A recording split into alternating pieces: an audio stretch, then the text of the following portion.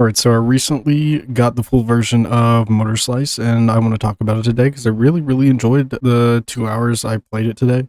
And I just want to talk about that 2 hours. First of all, love the music a lot. The music is probably one of the best aspects of the game, in my opinion, because it's just really atmospheric, really just ethereal sounding, and I just really, really love those types of sounds when it comes to games because it just makes me feel more immersed in the game. Yeah, music's absolutely amazing. One thing else I like is the combat. The combat was good. There's this one type of enemy that shoots saws at you, and bro, I don't know what to tell you, but like it was a pain in the ass to get past most of them. There's one part where I had to run on these platforms while two of them were shooting saws at me, and then I had to go and sneak up around and in a tight like hallway basically fight both of them while one sat in the back and one was in front. So every time I'd go to fight the one in the front, the other one in the back would shoot saws at me and then I would die. But then I figured out I need to like zigzag and like try to time their attacks so I just wouldn't end up, getting cut in half pretty much. But combat's really good. I love the rolling. The combat roll's fun. The parrying, they have a parrying system, and it's really fun too because you can just parry it back, parry all these saws back, parry like big enemies too. It's like it was really amazing. I thought I was sitting there loving every second of it, but also getting frustrated at me being stuck on that one platform spot for about 30 minutes because I just couldn't get past it. The one thing I was starting to understand the story a bit as well, and it just kind of feel like the cutscenes are really good, but also I feel like the cutscenes should have a little bit more to them. Just personally me, but the cutscenes are nice. It's just I kind of suck at understanding what's even like. I know what's going on in the story, like oh, you need to take down this mega structure pretty much because all these enemies are corrupted or some shit, and that's all I really understand right now. But cutscenes, okay. One thing I also like is just the map layout. It's a lot of like brutalism, which is a architectural like type of building building architecture. I more like brutalism when it has like some sort of nature like greenery to it as well. But like this is more like kind of like wasteland brutalism, which is not really my favorite, but I like it nonetheless. The layouts are okay.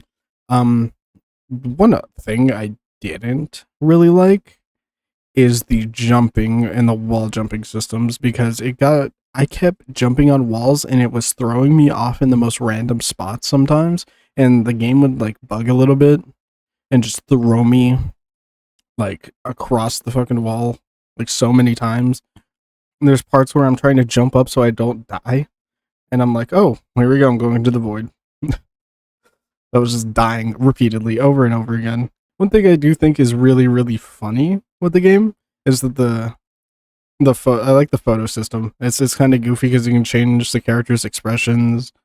Um, you can also destroy your camera, pretty much like the actual like game camera, because basically your camera is this NPC you're playing as, pretty much called Orby, and if you get too close to the main character and swing, you can actually hit your camera to the point where you break it completely.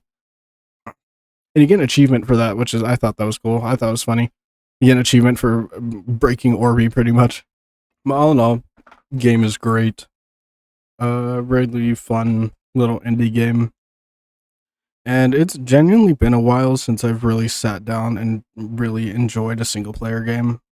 A lot the last few years I've been mainly just playing online multiplayer games forever. And a lot of just PvP games, and you know, genuinely it feels good to sit down and actually experience a world that you're not, it's not something you gotta farm, something you gotta grind, something you gotta really just like, oh, you gotta aim real well. It's just casual. It's just fun, and it's good to just sit there and enjoy a game and not worrying about how if you have this item or that item, because I've been playing games like that forever, and it's just kind of annoying now. And it's just good to get on a game that just has a nice story and nice atmosphere and nice art style. You can just sit there and enjoy. The last time I really enjoyed a single player game was Cyberpunk when that first came out.